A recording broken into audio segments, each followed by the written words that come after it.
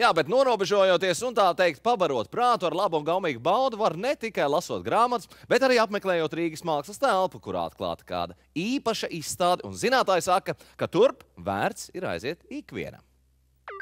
Augstums vēl aizvien nav pametis Latviju, un kad nu ir apnikuši fiziskās aktivitātes uz slēpēm, ir nepieciešams kaut uz dvēselē kāds kultūras pasākums, ar ko pamielot savas acis. Tieši šodien Rīgas mākslas telpā arī kas tāds tika atklāts – labāko laikmetīgās mākslas darbu izstāde no Vācijas. Faktiski mēs varam teikt, ka mēs redzam svaigāko un labāko no jauno mākslinieku darbiem tagad Rīgā. Ik gadu Vācijā 3 jauniem māksliniekiem tiek pasniegts Ars Viva mākslas balvas, un tieši viņu darbi tagad ir aplūkojami Rīgā, un kā atzīst izstādes kuratori, daudziem rīdzniekiem izstādē piedzīvotās sajūtas varētu būt kas nebijis.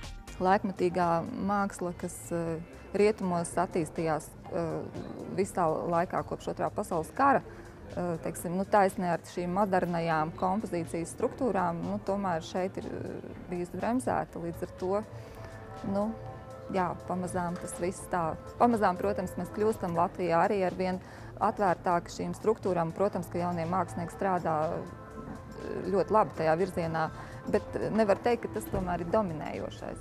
Izstādes tēma ir valoda, un tieši valoda ir viens no laikmetīgās mākslas pamatiem, jo, kā mēs redzam izstādē, valodu var izjust gan ar redzi, gan ar dzirdi, gan ar savu ilūziju papildināt izstādes mākslas darbus. Un tā tad akcentu izvēloties darbus no māksliniekiem, es esmu likusi uz tādu dzīvo momentu, uz tādu performansēm. Mums ir vairāki darbi, kas ir interaktīvi. Piemēram, mākslinieks mums nerāda fotoattēlu, bet ļauj aplūkot tikai tad, ja skatītājs piekrīt to aprakstīt.